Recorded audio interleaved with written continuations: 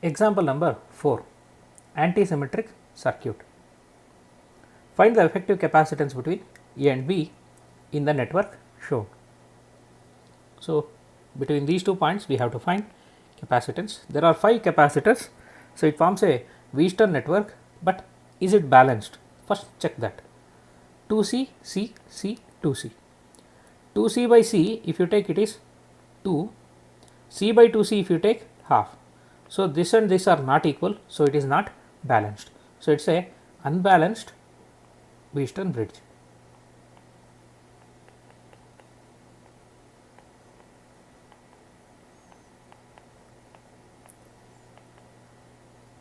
So, in order to solve this, we need to employ a slightly different technique.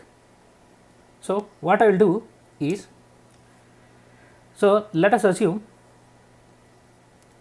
some charge q is given to point A minus q is given to point B.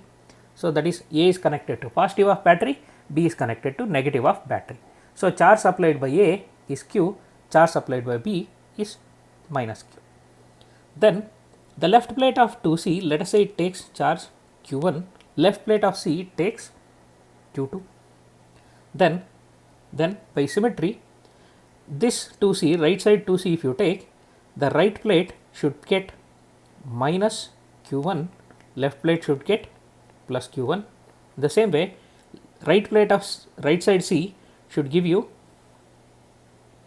minus q2, on the left plate it should be plus q2, right. So, on the first capacitor 2C, if left side plate is q1, right side plate should be minus q2, minus q1. Then if left plate of C is q2, right plate should be minus q2. So, this should be the charge distribution.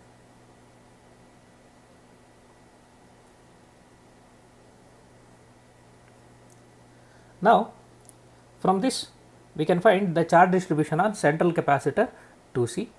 So, let us say charge on central capacitor is x. So, now if I take this plate and this plate, these 3 are connected. Left plate of right side C, right plate of left side 2C and top plate of central 2C, they are all connected. They forms a isolated system, there is no battery in between. So, if you add the charges on all the 3 plates, it should give you 0. So, let us add them. So, minus q1 plus q2. Let us say charge on the central capacitor, let it be some x, that should be equal to 0. So, what we get is x is equal to q1 minus q2. So, charge on upper plate is q1 minus q2, lower plate will be minus of q1 minus q2. So, we got the charge on this plate. Now,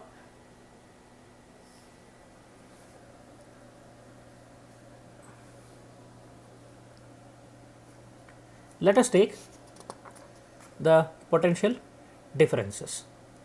So, we got value of x. Now, let us start from this point, let us start from A and let us end at A. Let us traverse through this loop in this direction. So, when you cross the first capacitor 2C, potential difference is q1 by 2C. You are traveling this way. So, moving from positive charge to negative charge. So, potential decreases. So, fall in potential is minus. I will take it as minus q1 by 2C. Then you go this way. You are going from positive plate to negative plate. Again, it is minus q1 minus q2 divided by 2C. So, second term gives you potential difference between these 2 points. Then, between these 2 points, if I take, you are traveling from negative plate to positive plate, rise in potential. So, fall in potential is negative, means rise in potential should be positive. So, it should be plus q2 divided by C. So, if you reach here, this and this point are shorted, you start from same point. So, potential difference between this point and the same point will be 0. So, that is why I can equate it to 0. You have travelled along a closed path, work done is 0. So, you can multiply through by minus sign. What do we get? q1 by 2C plus Q1 by 2C minus Q2 by 2C minus Q2 by C is equal to 0. So, if you simplify this, what do you get? Q1 by C is equal to, let us take these two terms to right hand side. So, it will be 3 Q2 by 2C. So, C get cancelled, you will get Q1 is equal to 3 by 2 Q2 or Q2 is equal to 2 by 3 Q1. Right, we got the value of Q2 in terms of Q1. Now, let us take potential difference between A and B. Remember, potential difference can be taken along any path. So, I will take along this particular path through 2C and C, that is the shortest path, so that we will encounter minimum number of capacitors. So, you will have minimum number of terms. So, potential difference across 2C is what? See, I am taking potential difference here, so no need of sign conventions. So, it will be Q divided by Q1 divided by 2C plus Q2 divided by C. Now, that will be Q1 by 2C plus, substitute for Q2, Q2 is what? 2 by 3 Q1, so it will be 2 Q1 by 3C. So, what do we get? VA minus VB is equal to 6C will be LCM, so it will become 3 plus 4 7 Q1. So, it will be 7 Q1 by 6C. Let us call this as equation 1. Then, if CAB is the effective capacitance between A and B, VA minus VB can be written as total charge given is Q divided by CAB, that is equal to, Q can be written as Q1 plus Q2 divided by CAB.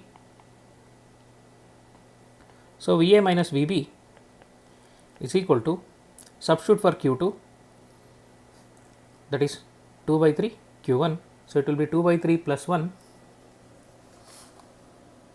that will be 5 by 3. So, it will be 5 Q1 divided by 3 CAB, call it as equation 2. So, now from 1 and 2 we can equate the RHS. So, what do we get?